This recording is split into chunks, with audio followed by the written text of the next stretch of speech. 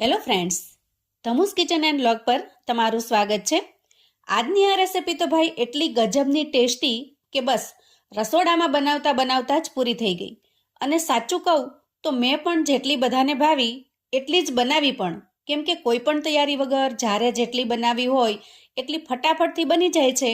એમાં કોઈ તૈયારી નથી કરવાની કે નથી કોઈ એક્સ્ટ્રા મહેનત કરવાની। હવે ઇન્સ્ટન્ટથી કશું બનાવવું છે, બાળકો આવીને નાસ્તો માંગે અથવા તો કોઈ મહેમાન આવી જાય તો એના માટેની આ રેસિપી એકદમ પરફેક્ટ બની રહેશે। સૌથી પહેલાં તો આપણે અહીંયા 1 નંગ મોટું બટેકું લઈશું। તમારી પાસે જો નાના બટેકા હોય તો તમારે 2 નંગ જેટલા લેવાના છે। બટેકાને મેં અહીંયા ધોઈ લીધું છે, એકદમ સરસ ચોખ્ખું કરી લીધું છે। હવે આપણે એની ઉપરની છાલ ઉતારી લઈએ। તો આપણો આજનો નાસ્તો છે નો તામઝામ, નો એક્સ્ટ્રા મહેનત, બસ સિમ્પલ ફટાફટથી બનીને તૈયાર થશે।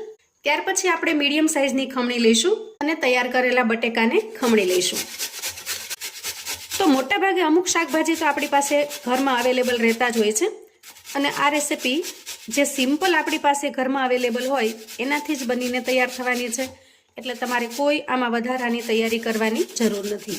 બટેકાને આપણે ખમણીને આ રીતે તૈયાર કરી લીધું છે, એટલે હવે આપણે એમાં થોડું પાણી ઉમેરી દઈએ અને બટેકાના જે લચ્છા થયા છે એને એકદમ સરસ રીતે ઘસી અને 2-3 પાણીથી ધોઈ લઈએ। એ રીતે કરવાથી બટેકાની અંદરનો સ્ટાર્ચ દૂર થઈ જશે।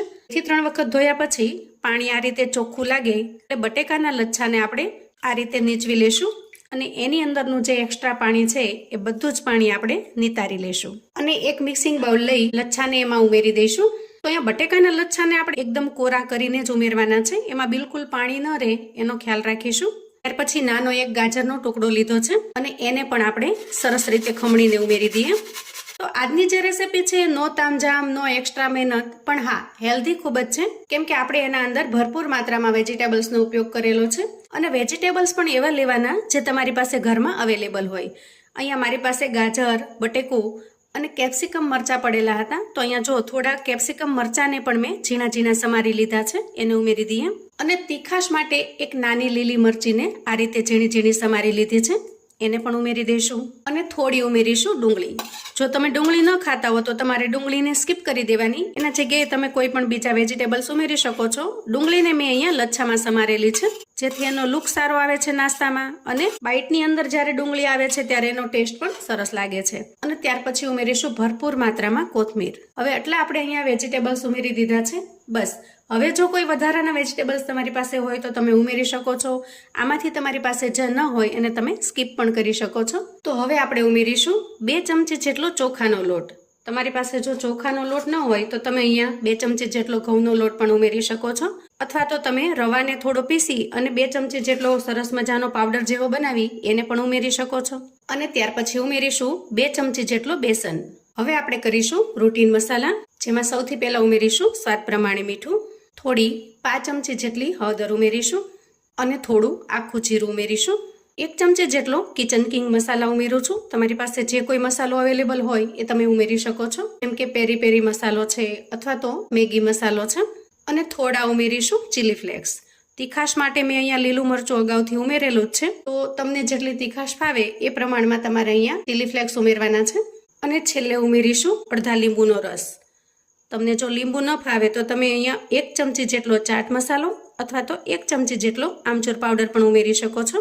અને નાસ્તો હંમેશા થોડો ચટપટો હોય તો જ પસંદ આવે છે। તો આ રીતે આપણે અહીંયા લીંબુ સરસ રીતે નીચવી લીધું છે। હવે આપણે હાથથી આ બધી જ વસ્તુને મિક્સ આપી દઈશું। તો અહીંયા તમે જોશો કે જે લોટ આપણે ઉમેર્યા છે ને એનું પ્રમાણ એકદમ ઓછું રાખ્યું છે, ખાસ તો વેજીટેબલ્સને વધારે રાખ્યા છે, જેનાથી નાસ્તો ખૂબ હેલ્ધી એવો બનીને તૈયાર થશે અને ટેસ્ટમાં પણ એકદમ સરસ લાજવાબ બનશે। તો અહીંયા શરૂઆતમાં મિક્સ કરતાં તમને એમ થશે કે વેજીટેબલ્સનું પ્રમાણ વધારે છે એટલે મિક્સ કરવામાં તકલીફ પડશે, પણ ના, એવું બિલકુલ નહીં થાય। થોડી વાર તમે આ રીતે મસળશો એટલે એના અંદર સરસ બાઇન્ડિંગ આવવા લાગશે, કેમ કે આપણે એના અંદર જે મીઠું ઉમેર્યું છે ને એનાથી વેજીટેબલ્સની અંદરનું જે નેચરલ પાણી છે એ રિલીઝ થવા લાગશે અને ખૂબ સરસ મજાનું બાઇન્ડિંગ પણ આવી જશે। તો જુઓ, થોડી વાર મિક્સ કરતાં જ મિશ્રણ આ રીતે તૈયાર થયું છે। અહીંયા તમે જુઓ એના અંદર સરસ મજાનું બાઇન્ડિંગ પણ આવી ગયું છે। તો હવે આ સમયે સરસ રીતે મિક્સ કર્યા પછી મિશ્રણને અંદાજે 2 મિનિટ સુધી રેસ્ટ થવા દઈએ, જેથી એકદમ સરસ બાઇન્ડિંગ આવી જાય।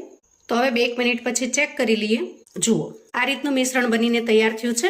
અહીંયા ખાસ એ વાતનો ખ્યાલ રાખવાનો છે, મિક્સ કરતી વખતે આપણે એમાં બિલકુલ પાણી ઉમેરવાનું નથી. વેજીટેબલ્સનું જે નેચરલ પાણી છે એમાં જ આ રીતનું બનીને તૈયાર થશે. હવે આપણે આના અંદરથી થોડું પોષણ લઈએ અને આ રીતે બોલ વાળી લઈએ.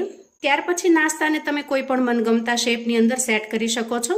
તમે ઈચ્છો તો એને ગોળ બોલ્સની જેમ બનાવી શકો છો, અથવા તો કચોરીની જેમ બનાવી શકો છો, અથવા તો સિલિન્ડરની જેમ પણ તમે સિલિન્ડર શેપમાં પણ બનાવી શકો છો. પણ હું અત્યારે અહીંયા આ રીતે લંબચોરસ શેપમાં બનાવી રહી છું. જુઓ તો હવે આપણે આ મિશ્રણની અંદરથી એક સરખા લુવા લઈએ અને એક સરખા માપનો નાસ્તો બનાવીને તૈયાર કરી લઈએ. તો જુઓ અહીંયા બધા જ મિશ્રણમાંથી આપણે આ શેપમાં બનાવીને તૈયાર કર્યો છે. અને નાસ્તાને પણ આપણે બહુ વધારે પડતો થીક નહીં, એટલે કે વધારે પડતો જાડો નહીં, પણ એકદમ મીડિયમ બનાવવાનો છે, જેથી આપણે જ્યારે એને શેલો ફ્રાય કરીએ ત્યારે એકદમ સરળતાથી થઈ જાય અને અંદર બિલકુલ કાચો પણ ન રહે. તો હવે આટલી તૈયારી કર્યા પછી આપણે ગેસ તરફ જઈશું.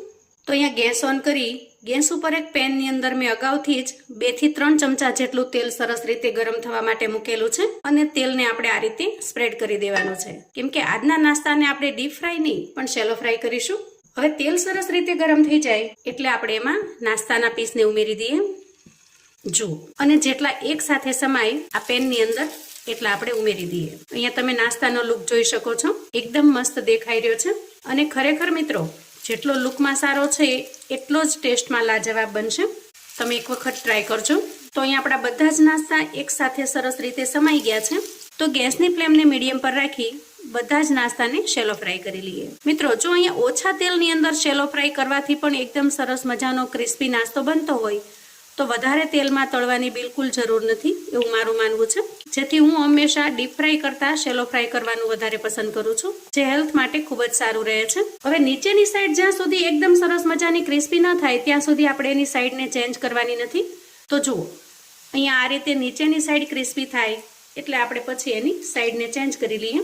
અને બંને સાઈડ સરસ રીતે 2 થી 3 વખત અલટાવી પલટાવી નાસ્તાને એકદમ સરસ મજાનો ક્રિસ્પી તૈયાર કરી લઈએ.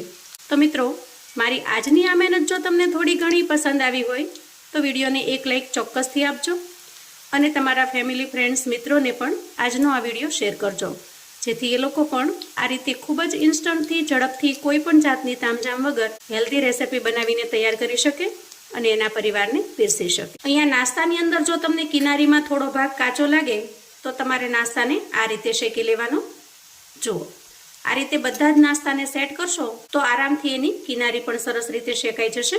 તો હવે અહીંયા થોડી વારની અંદર જ બધા જ નાસ્તા એકદમ સરસ મજાના ક્રિસ્પી થઈ ગયા છે. તો એક એક નાસ્તાને હવે આપણે પ્લેટની અંદર કાઢી લઈશું. જુઓ સમોસા, કચોરી, ભજીયા, ગોટા આ બધા જ કરતા ટેસ્ટમાં એકદમ લાજવાબ બને છે અને ઉપરથી એકદમ સરસ મજાનો ક્રિસ્પી પણ. જુઓ એકદમ સરસ ક્રિસ્પી તૈયાર થાય છે. કોઈ પણ ચટણી, ટોમેટો કેચઅપ કે પછી ચા, આ નાસ્તાનું કોમ્બિનેશન એની સાથે એકદમ સરસ બેસ્ટ બને છે. વળી સવારે કે સાંજે નાની મોટી ભૂખમાં અથવા તો બાળકોને લંચ બોક્સ કે ટિફિન બોક્સમાં પણ આપી શકાય એવી સરસ ટેસ્ટી બને છે. અહીંયા હું તમને એક તોડીને બતાવું.